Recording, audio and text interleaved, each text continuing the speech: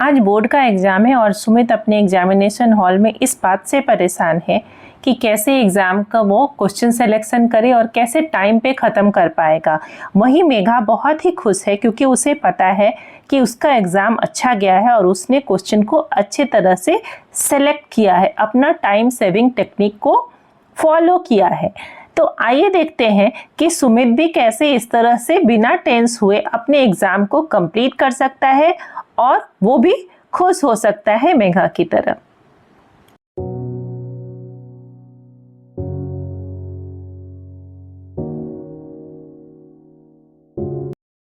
Hi students, कैसे हैं आप सब?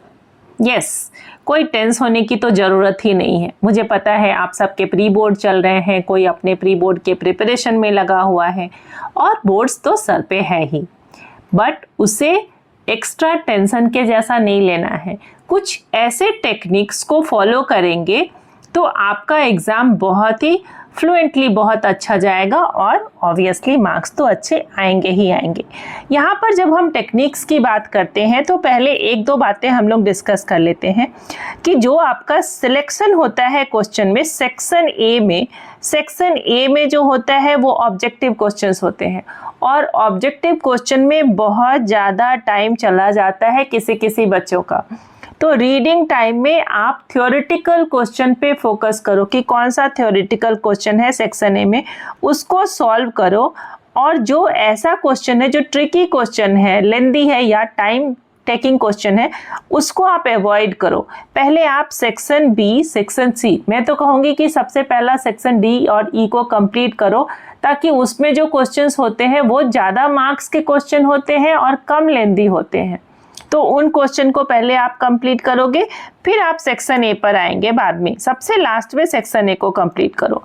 और इतना करने के बाद अब कुछ ऐसे क्वेश्चंस हम लोग देख लेते हैं जिनमें कैसे टाइम सेव करेंगे। अब मान लो जैसे ये हमारे पास क्वेश्चन है एक, ये क्वेश्चन क्या है कि सर्कल इन ए स्क्राइब्ड ट्रायंगल हैविंग साइड्स दिया हुआ है। अब इसका साइड जो हुआ है ये 16 सेंटीमीटर है, ये 20 है, ये 24 है। तो आपको कैसे फाइंड आउट करना है A D B and C F. यहाँ एक टेक्निक हम लोग क्या लगाते हैं कि बस किसी एक को एक्स ले लो, किसी एक को x ले लो।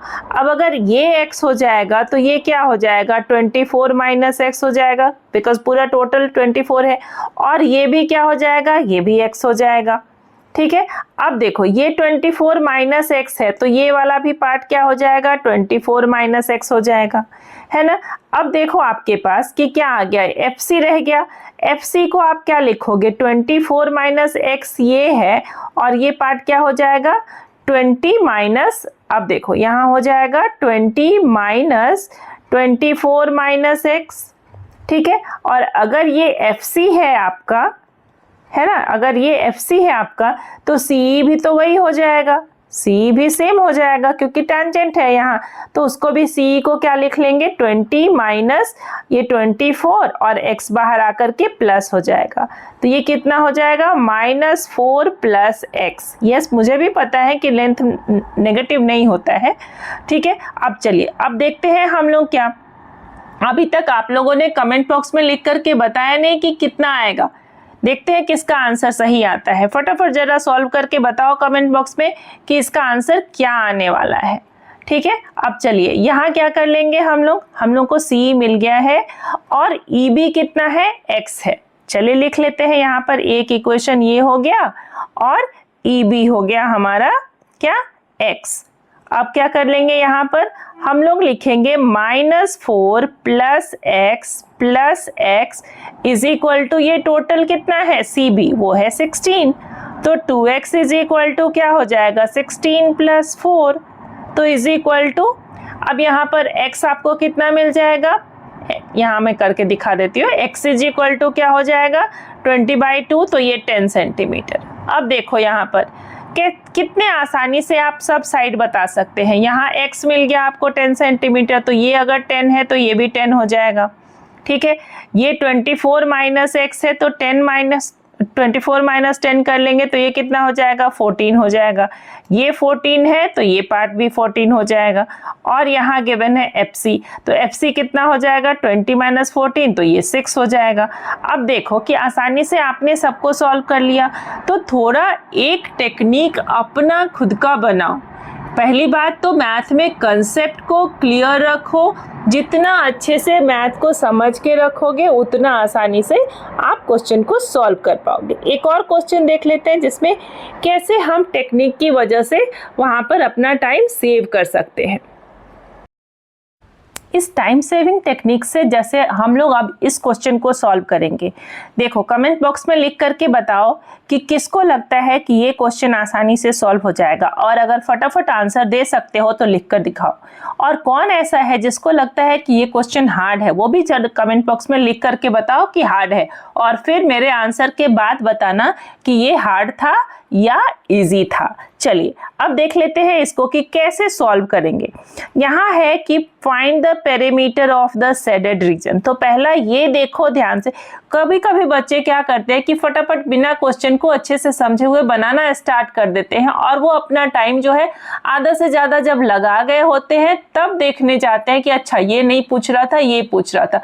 वो भी बहुत बड़ा सा टाइम आपका ले लेता है। तो वहां पर भी आप अपना टाइम सेव कर सकते हो। पहले क्वेश्चन को 2 बार पढ़ो, फिर देखो कि उसमें क्या पूछ रहा है।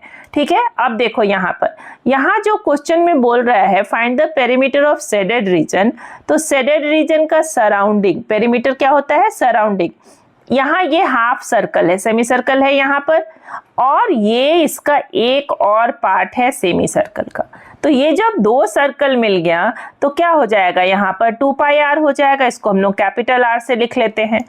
और अब क्या रह गया, इसमें एक पार्ट ये रह गया और दूसरा पार्ट ये रह गया। बस यही तो है आपका शेडेड रीजन का पेरीमीटर।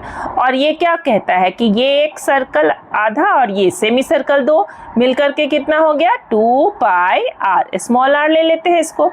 और इतना ही नहीं, यहाँ नहीं रुकना है, यहाँ भी कुछ हम कैलकुलेशन में क्या करेंगे, कॉमन ले लेंगे। 2 पाई यहाँ भी है, 2 पाई यहाँ भी है, तो हम लोग क्या लिखेंगे, 2 पाई को कॉमन ले लो, r प्लस r कर लेते हैं। राइट, अब देखो कि आपका कैलकुलेशन कितना आसान हो गया। यहाँ क्या लिख लेंगे हम लोग, 2 पाई, अब इसका रेडियस कितना है, ये रेडियस अगर 7 है हमारा डायामीटर, तो रेडियस कितना हो जाएगा, 3.5 है ना। और इसका 14 है अगर डायामीटर, तो रेडियस कितना हो जाएगा, 7।